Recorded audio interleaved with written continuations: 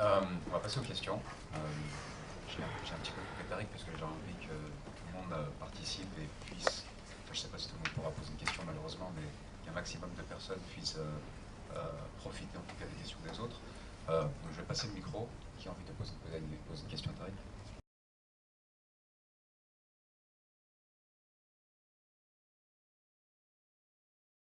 Je suis pas sûr que ce soit spécifiquement français, c'est-à-dire que toutes les grandes figures de l'histoire humaine ont souvent été des figures qui ont souffert. C'est-à-dire qu'elles ont souffert, c'est vrai dans toutes les traditions, c'est vrai dans la tradition française, vous trouverez le même rapport aux figures qui ont souffert dans la tradition allemande, vous trouverez la même chose dans la tradition italienne, vous allez même trouver ceci dans la tradition, euh, mais même dans la tradition musulmane aussi, dans la tradition des penseurs musulmans, Pas chez les c'est-à-dire... anglo-saxons en revanche. Pardon? Pas chez les anglo-saxons. Si aussi, vous trouvez bon, je ne sais pas si on pourrait avoir le même type de rapport complètement, mais enfin, sans en faire une question de quantité, je pense que la souffrance participe, pas forcément d'un destin national, mais du rapport à l'humain.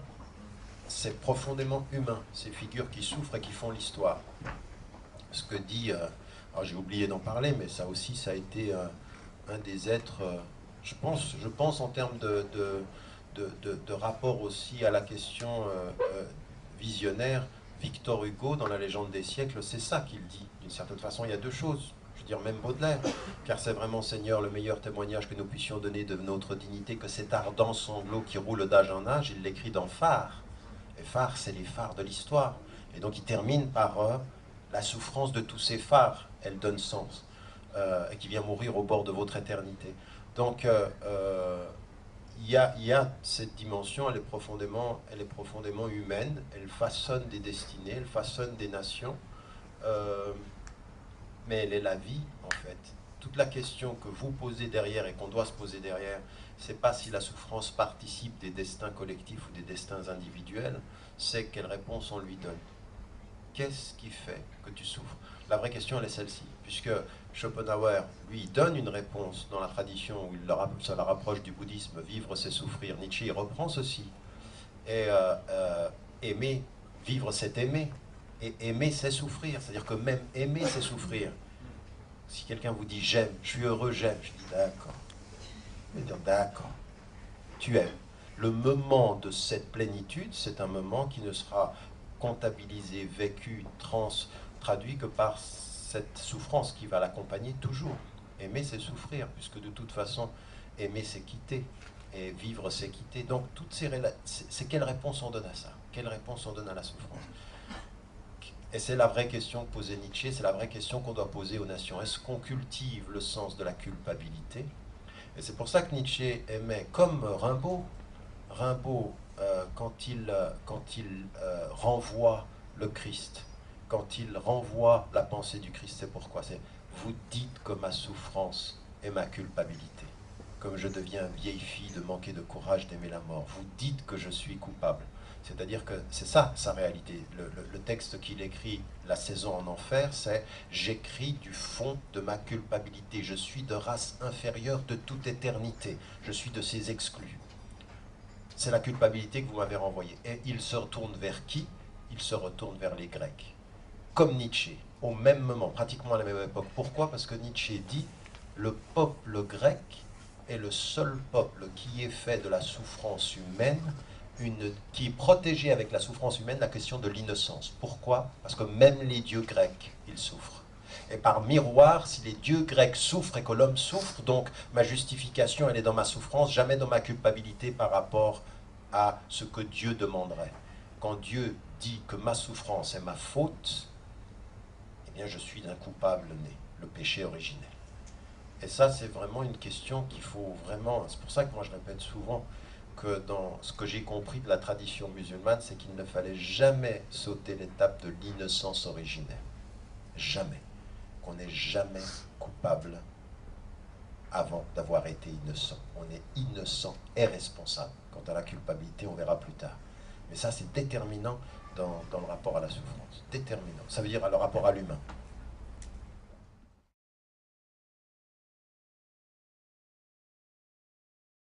Non, malheureusement pas. Parce que tout ce que je lisais en arabe, et tout ce qui a été ma formation en langue arabe a été profondément lié à la tradition religieuse et à la tradition. Donc ma culture littéraire a été francophone, anglophone, européenne, et ma culture et ce qui a été le sens de tout mon engagement par rapport à la langue arabe a véritablement été la réconciliation ou le rapport au texte, le Coran, le rapport à toute la tradition religieuse.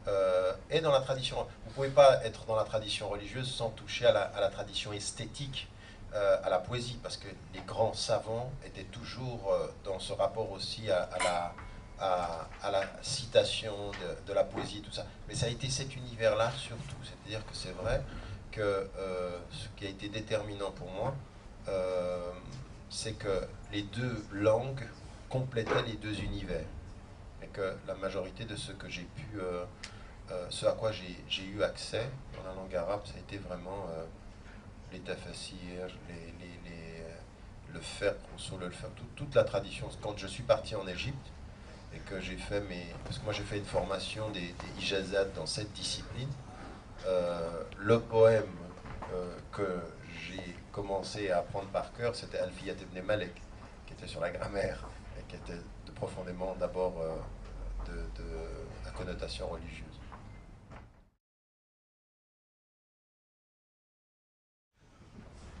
Celui que j'ai pas encore écrit. Je vais vous étonner, je pense que, si vous voulez, j'apprécie certains livres pour différentes raisons. Maintenant, en termes, si vous voulez, en termes plus complets, qui pourraient être le plus à même de représenter un parcours personnel, c'est L'autre en nous, la philosophie du pluralisme. Il est la plus proche traduction. Maintenant, je vous avouerai que depuis 20 ans, je me promets que je vais écrire un roman. C'est pas arrivé encore. J'écris des poèmes, oui, tout le temps. J'ai jamais arrêté. Mais Inch'Allah, ça viendra. Donc c'est quelque chose que, c'est pas dont j'ai envie, mais dont j'ai besoin profondément. J'ai besoin d'écrire ça. Ça y est, c'est ce que disait aussi une chose que j'aimais beaucoup dans la littérature allemande. Je me suis beaucoup arrêté à Rainer Maria Rilke. Et vous les avez en français, les lettres à un jeune poète. Et quand le jeune lui dit est-ce que c'est bien quoi ce que j'écris, il lui dit mais c'est déjà une mauvaise question. On ne se pose pas la question de savoir si c'est bien, on se pose la question de savoir c'est bien à partir du moment où c'est nécessaire. Donc voilà, moi si vous voulez, en termes de plus complet. Maintenant c'est vrai que moi j'ai travaillé dans 3 chantiers. La pensée religieuse fondamentale est le livre le plus important aujourd'hui, c'est la réforme radicale, sur laquelle maintenant je concentre mon travail sur l'éthique appliquée. Sur le plan de la pensée en Occident, c'est les musulmans d'Occident et l'avenir de l'islam. Et puis sur le plan de ce qui est le monde majoritairement musulman, c'est le face-à-face des civilisations, qui sont des marqueurs, si vous voulez, des 3 chantiers sur lesquels je travaille. Maintenant, il y en a un qui est effectivement qui est plus représentatif de ce qui m'habite, en fait, de tous les horizons qui m'habitent. De cette quête de la reconnaissance de la singularité, tout en étant en quête d'universalité. C'est ce que je dis dans le dernier ouvrage sur le printemps, sur le réveil arabe, que j'appelle pas printemps en l'occurrence, mais où je dis que la singularité de l'islam, ou l'universalité, ou la singularité de l'islam sera prouvée lorsque les musulmans sauront montrer son universalité. Et ce texte-là, c'était un peu si vous voulez, si vous regardez l'ensemble des 30 livres que j'ai pu écrire, il y a une espèce de géographie là-dedans, il y a un sens. Mais en France, on ne lit pas. Non, mais en France, ce serait bien, c'est de justement inscrire l'islam dans l'universalisme et non pas dans le communautarisme. Et ça, c'est le grand piège. Oui, mais même si vous le faites dans l'universalisme, on vous lit comme communautariste. Ah oui, bien sûr. Mais ça, même si vous avez des clés pour sortir de la prison, la prison existe. Oui.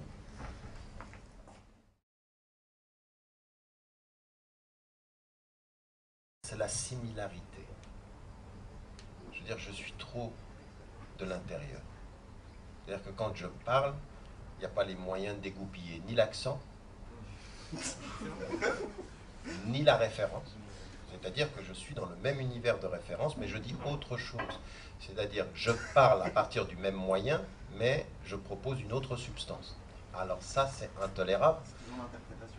Oui, non, mais parce qu'avant, dans la colonisation, on parlait pour nous. Et dans le processus de libération, il y avait encore les signes de l'ancienne colonisation. C'était soit l'accent, soit l'espèce de complexe intellectuel. Donc ça, c'est gênant.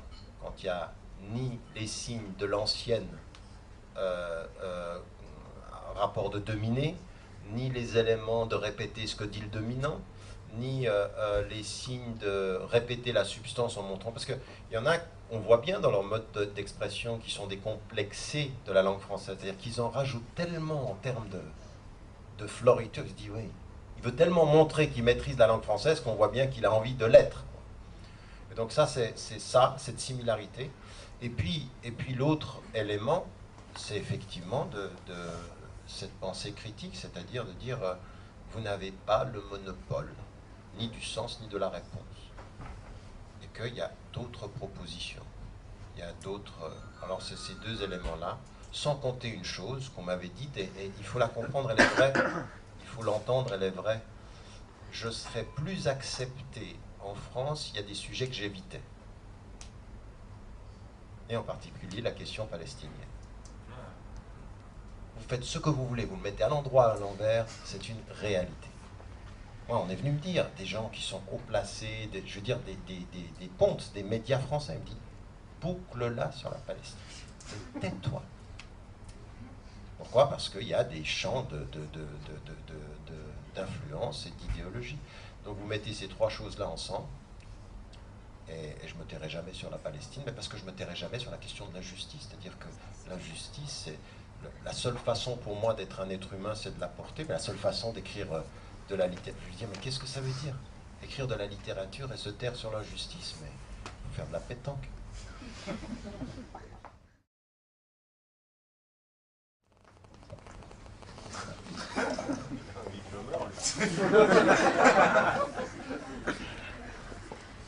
On m'a énormément demandé d'écrire ça. C'est une question qui revient très très souvent, de gens proches ou de gens... Mais franchement, j'en vois pas l'intérêt. Je vois pas l'intérêt. Je veux dire, j'en vois l'intérêt comme ça parce que c'est... là, par exemple, je dis des choses qui m'habitent, et puis il y a plein de choses que j'ai oubliées, il y a plein de choses qui sont importantes, mais quel est l'intérêt? Si on reprend d'une certaine manière le travail d'Amadou Hampâté, par exemple. Oui, mais c'est... Je veux dire, moi, je suis dans une situation extrêmement difficile. Parce que à partir d'un certain moment, dans l'univers occidental, c'est pas simplement vrai en France, mais c'est dans l'univers occidental, la façon dont j'ai porté le message a traduit quelque chose de nouveau. C'est une réalité, c'est-à-dire le fait de dire aux gens, on n'a aucun problème. Nous, on n'a pas de problème. Votre idée que l'intégration a raté tout ça, c'est pour vous. Nous, on n'a pas de problème. Nous, on va y arriver. On a énormément de défis. Il y a énormément de choses à faire. Le combat va être difficile, mais on a les moyens de la libération de notre être. Et donc, ce discours positif qui est de dire, on va y arriver, Inch'Allah.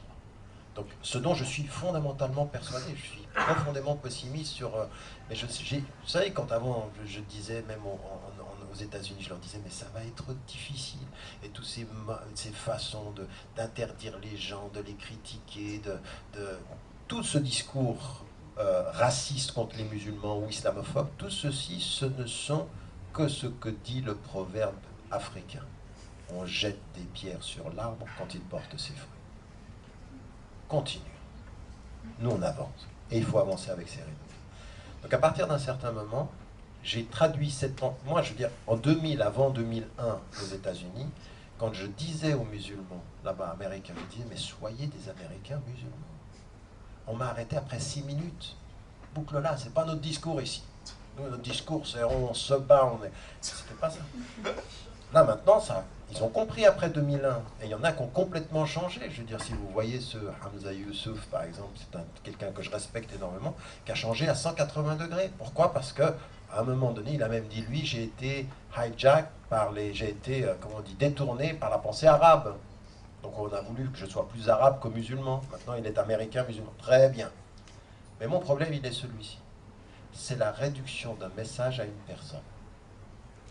C'est-à-dire que moi, mon grand problème, c'est que, je veux dire que le phénomène médiatique, le phénomène pour l'instant, à un moment donné, d'être apparu distinct de la communauté, mais comme portant le message qu'on a envie d'entendre. À partir d'un certain moment, vous êtes dans un rapport complètement faussé. Et il y a une chose que je ne veux pas, c'est confondre le message avec la personne. Et donc, mes mémoires pour parler de moi, non. Traduire une pensée pour dire comment elle a évolué, oui. Mon intime conviction, c'est eux qui ont décidé de l'appeler mon intime conviction. Au départ, le livre s'appelle Face à nos peurs. Il est sur le message, c'est-à-dire reprendre ce... Et donc, le fait qu'il parle de mon parcours, mais il le parle à partir du message. C'est le message qui porte. Donc moi, je ne veux absolument pas réduire le message à une personne. Le messager, il est toujours présent. Le vrai, le seul. Quant à ceux qui viennent après, ils sont là pour passer. Il faut garder le message. Donc je ne veux pas tomber là-dedans. Je ne veux absolument pas... C'est déjà suffisamment difficile quand vous êtes devant des salles au dire aux gens, mais attendez, mais vous pensez ou vous pensez par procuration? Vous avez l'esprit critique ou vous avez l'esprit de la répétition? Parce que dire qu'il faut se libérer de la répétition et avoir des gens qui répètent qu'il faut se libérer de la répétition, ça reste des irrépétiteurs, en mauvais français.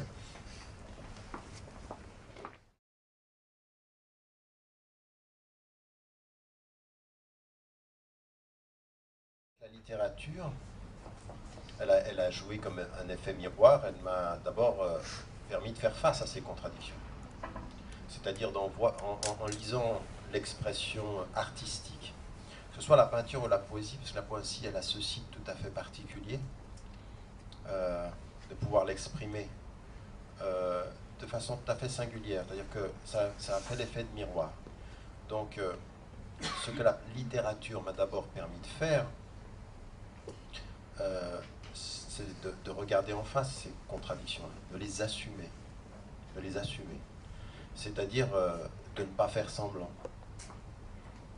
Moi, je viens d'un univers, vous connaissez, je veux dire, dans les contrées d'origine du Sud, les larmes, le mal-être, les blessures, c'est pas facile de les dire.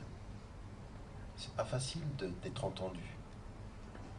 Et moi, encore une fois, j'avais un père, c'était une bibliothèque, sa tête.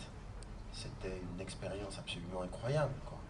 Et ce que je me souviens de lui à des moments donnés, dans des choses qui sont tout à fait, qui m'ont changé, c'est je rentre à la maison et je pleure pour quelque chose qui m'a blessé très très fort, et il me regarde et il me dit, je peux pas te comprendre peut-être, mais lui il peut. C'est-à-dire il accueille ma peine et il me dit, je ne suis pas forcément celui qui t'entendra. Et ça, c'était de nous dire quoi? C'est de dire que t'es pas coupable de pleurer, t'es humain. Et celui qui accueille l'humain, c'est le divin. Et de me faire confiance par rapport à ça. Pas de me culpabiliser. Ça, c'est déterminant. C'est vraiment très très important. Donc la littérature, elle m'a permis de regarder, de voir ça. Est-ce que ça veut dire de résoudre les contradictions? Non. Est-ce que je les ai dépassées toutes? Non. Absolument pas. Je veux dire, on meurt avec ces contradictions. Certaines d'entre elles, on a dépassé. D'autres, elles nous façonnent. Maintenant, l'humilité, c'est de le reconnaître. C'est de reconnaître qu'il y a des défis qui nous dépassent. De ne pas faire n'importe quoi au nom de ces contradictions. De ne pas jouer à la victime de son être. Parce qu'il y en a certains qui disent, mais je suis fait comme ça. Un certain, ben c'est moi. Attention. Nous sommes ce que nous sommes, mais ce que le divin attend, c'est que nous fassionnions ce que nous sommes. Que nous devenions responsables de ça. Pas que nous en soyons les victimes. Ça, c'est exactement la question de Nietzsche. Le surhomme chez Nietzsche, c'est celui qui esthétise son être. C'est-à-dire, il le façonne. Cette littérature-là, elle a été importante pour moi dans ce sens-là. Miroir de ses souffrances et de ses contradictions. Et puis, expression, comment certains ont pu les dépasser, comment moi aussi je suis revenu là, ça a été important parce que ça m'a renvoyé à la quête de sens. La littérature a été le chemin de ma religiosité, de ma spiritualité, ça c'est vrai aussi. C'est-à-dire que ce que des questions que j'avais qui se reflétaient dans la littérature m'ont renvoyé à une quête de sens, à qu'est-ce qui fait que je suis le sujet de mon histoire. ce qui fait que je suis le sujet de mon histoire, c'est ma spiritualité, c'est qu'à partir d'un certain moment, je la dépasse par cela, sans la dépasser en tout, sans pouvoir la dépasser en tout. Il n'y a pas d'être spirituel qui ne pleure pas. Et les larmes, c'est quoi? Les larmes, c'est regarder ses contradictions en face. Et ça ne veut pas dire de s'y complaire. Encore une fois, s'il y a une chose que la littérature et la spiritualité elles peuvent faire miroir, c'est d'accepter ce que nous sommes sans se complaire de ce que nous sommes, pour essayer de dépasser cela d'une façon ou d'une autre. Voilà, donc moi, j'ai pas de loin pas dépassé toutes mes contradictions, mais je veux y faire face, mais pas dans un esprit de culpabilité. Pas dans un esprit de culpabilité, dans un esprit de courage en fait. C'est ça qui est important, c'est que si vivre c'est souffrir, vivre c'est avoir du courage, c'est de regarder les choses en face.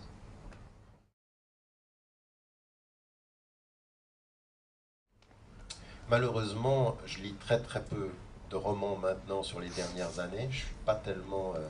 franchement, quand j'écoute comme ça, de temps en temps, je vois des littéraires, j'écoute, je suis très peu emballé par ça. C'est pas parce que j'aime l'ancien, mais je suis pas vraiment attiré par le nouveau. Je vois... Non. Alors il se peut, parfois, des fois, on me donne des livres comme ceci, c'était surtout en Angleterre. Je suis tout à fait ouvert quand on me donne quelque chose à découvrir, mais franchement, sur ces dernières années, mais en plus, je lis vraiment de moins en moins de littérature au sens de strictement littéraire, pour des préoccupations qui sont... J'ai beaucoup de travail dans le domaine dans lequel je suis maintenant, j'ai ce centre dans lequel je travaille sur l'éthique appliquée, qui demande une lecture extrêmement dense sur des domaines très précis, de la bioéthique, de l'environnement, donc je dois vraiment me spécialiser dans 11 domaines sur lesquels je travaille, donc ça me prend beaucoup de temps, en termes de... Je reste beaucoup dans la mémoire de la poésie, je connais encore vraiment souvent je me les répète comme ça quand je marche... Je suis entre les versets du Coran et des vers poétiques. Donc, ça m'habite, ça. Mais il faut savoir aussi que ça a été pendant des années. Moi, j'ai commencé à enseigner, j'avais pas 18 ans. Et j'ai même ajouté à mon enseignement, quand j'enseignais dans l'école en secondaire en Suisse, au secondaire supérieur, j'ajoutais pour préparer des jeunes à la littérature. Et j'ai même donné des cours pour adultes le soir de littérature, tellement c'était... Et jusqu'à aujourd'hui, des adultes qui m'ont suivi ou des jeunes qui m'ont suivi, j'ai une fidélité d'enseignant par rapport à ceux auxquels et qui m'ont, dont la meilleure chose qu'ils aient pu me dire sur mon enseignement, c'est que je leur aurais appris à lire. Vous voyez, c'est-à-dire, c'est pas lire des romans, c'est prendre le temps de la lecture. Et ça, pour moi, c'était vraiment, je veux dire, c'était le plus important. Donc je comprends tout à fait qu'à des moments donnés, quand vous m'entendez parler de choses que vous avez lues, vous puissiez vous dire, tiens, c'est peut-être pas exactement ce que j'avais lu, ou ce qu'on m'avait dit à ce moment-là. Parce que la lecture, c'est pas le livre que l'on lit, c'est la lumière qu'on y projette. C'est l'attention que l'on a, sur quel type de détail, sur quel type d'horizon, sur la ponctuation. Faites attention à la ponctuation.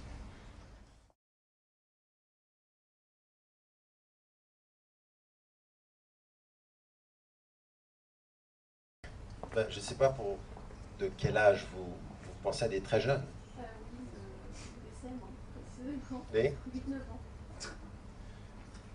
Je sais pas.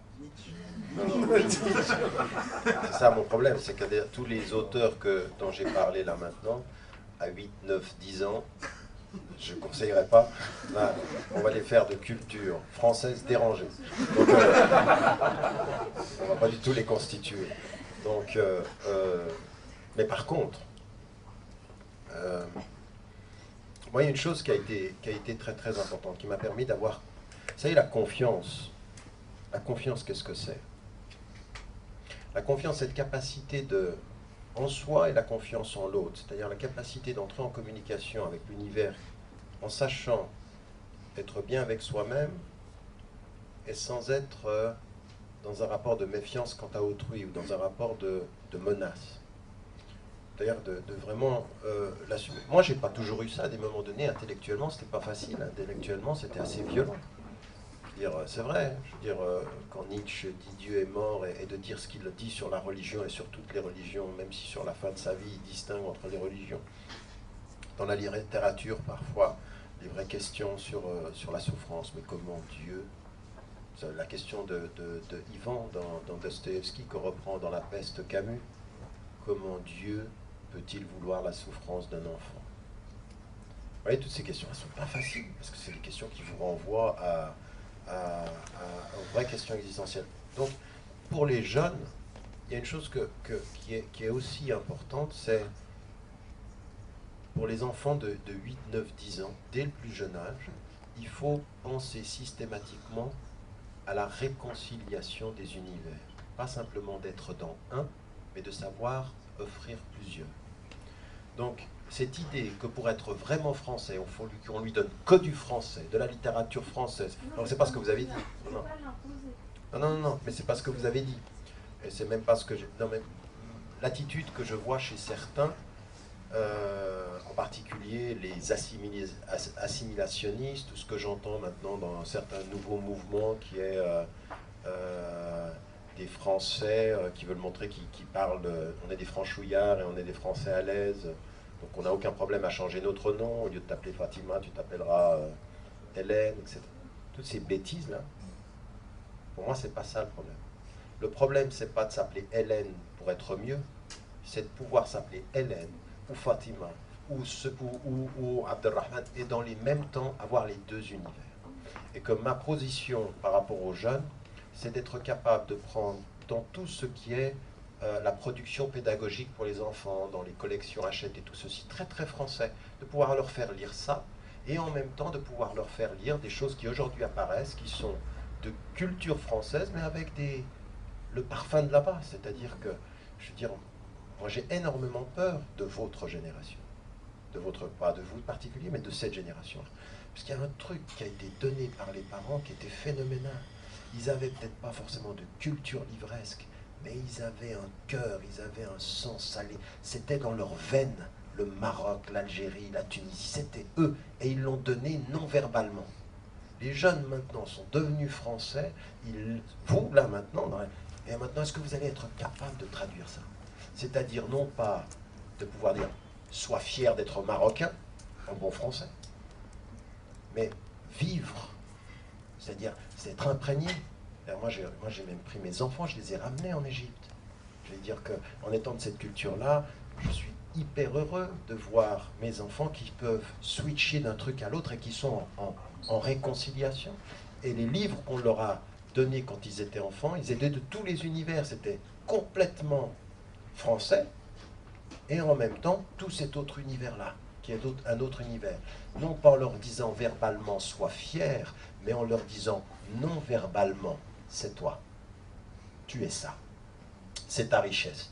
Et ça, c'est difficile pour la prochaine génération. C'est hyper difficile, parce que ça vous remet, vous, en question en tant que parent, c'est-à-dire que vous êtes qui, au fond? Qu'est-ce que vous portez de la mémoire? Et s'il y a un truc que vous pouvez faire sur la France, c'est d'ajouter à la mémoire française d'autres mémoires, au lieu de vous laisser embarquer par ceux qui, en France, vous disent, pour être français, soustrais tes mémoires. Les Français qui vous disent, soustrais tes mémoires, ce sont des castrateurs. Ce sont des gens qui frappent votre identité, qui la brisent. Et vous serez peut-être bien avec la culture et mal avec votre mémoire. Donc vous serez mal. Donc moi, si j'ai quelque chose à dire sur les enfants, c'est ça. Moi, j'ai accompagné mes enfants comme ça, sans aucun problème par rapport à la littérature qui était produite ici, mais en même temps en y ajoutant d'autres parfums. On a la chance de pouvoir voyager, ajouter le voyage, retourner, y aller, être présent, faire sentir les choses, faire sentir la temporalité, faire sentir la nourriture, faire sentir le cœur. Il y a une générosité qui est complètement... c'est pas possible, quoi. C'est pas possible. Donc, moi, c'est vraiment un travail de réconciliation.